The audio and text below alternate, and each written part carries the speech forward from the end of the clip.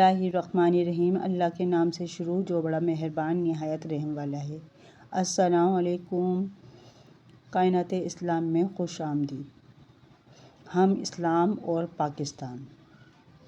پاکستان بننے کا مقصد مسلمانوں کے لیے ایک جداگانہ ریاست کا قیام تھا، جہاں مسلمان اپنے رب سے رشتہ استوار کر سکیں اور ملک میں اسلامی قوانین کا نفاذ عمل پذیر ہو سکے، اور ہم ایک ایسا اسلامی معاشرہ تشکیل دے سکیں جو دنیا کے لیے ایک مثال ہو۔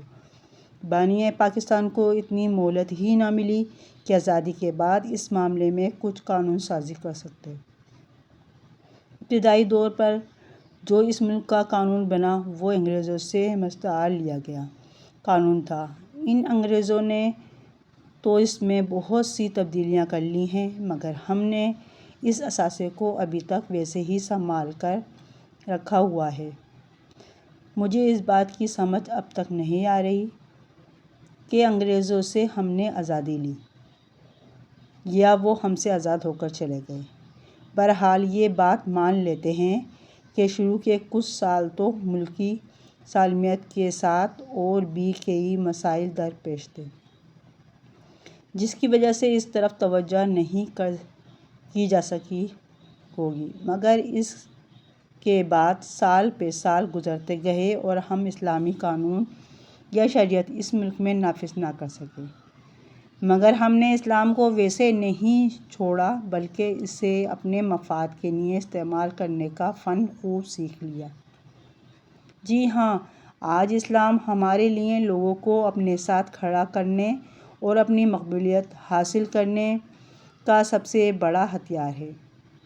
اس ملک کے بھولے بھالے عوام کی اسلام سے محبت اس قدر شدید ہے کہ ایک اسلامی نعرہ انہیں سڑکوں پر نکال کر ہم آواز کر سکتا ہے، مگر عملی طور پر ہم سب انگریز کے بنائے ہوئے اصول ہی مد نظر رکھتے ہیں، چاہے زبان سے انہیں لاکھ برا بھلا کہتے رہیں۔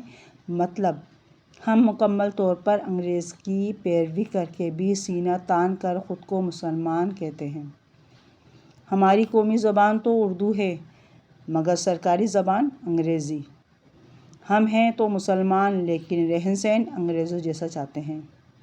ہمارا قومی ترانہ فارسی زبان میں اور مذہب عربی زبان میں ہے، مگر ہم ان دونوں زبانوں سے نابیلد ہیں اور نہ ہی انہیں سیکھنے کی کوشش کرتے ہیں۔ ہاں، مگر انگریزی ضرور سیکھتے ہیں کہ دنیا ہی تو کمانی ہے، ہم نے اس کے لیے انگریزی زبان بہت ضروری ہے۔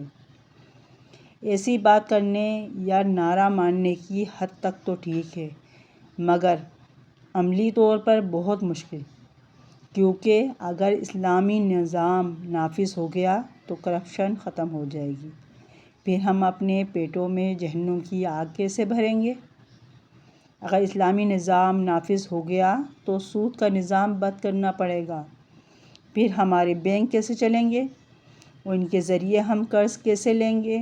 اسلامی نظام نافذ ہوا تو ہماری سیاست کیسے چلے گی، جو کہ چلتی ہی جھوٹ اور منافقت پر ہے، جس کو ہم نے ایک نیا نام دے دیا ہے کہ جی وہ تو سیاسی بیان تھا۔ اگر اسلام نافذ ہوا تو مولوی مسجد کے باہر آ جائے گا، پھر ہم اسے قابو میں کیسے رکھیں گے؟ مسجدوں پر پابندی، اپنی مرضی کے فتوے کیسے لیں گے؟ اگر اسلام نافذ ہو گیا تو عورت کو تو عزت و مرتبہ والا اعلیٰ مقام مل جائے گا، پھر ہم نیم برہنہ عورتوں کی جسم کی نمائش کیسے دیکھ پائیں گے، جو کہ ہر سال سڑکوں پر اپنا حق مانگنے نکلتی ہیں؟ پاکستان کو پہلی تنبیہ سقوط ڈھاکہ کی شکل میں کی گئی، مگر ہم پھر بھی نہیں سمجھے اور اپنی روش تبدیل نہیں کی۔ ہاں، مگر اپنے 73 سال کے آئین میں کچھ اسلامی دفعات ڈال کر خود کو مسلمان اور ملک کو اسلامی سلطنت بنانے کی خوب کوشش کی۔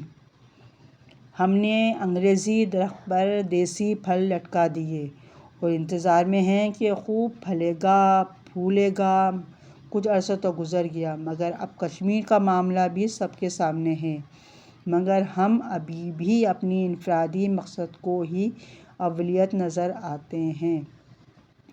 ہم ابھی بھی رجوع کرنے کے بارے میں سوچ ہی نہیں رہے بلکہ جھوٹ کا سہارا لے رہے ہیں جو کہ تمام نیک اعمالوں کو برباد کر دیتا ہے۔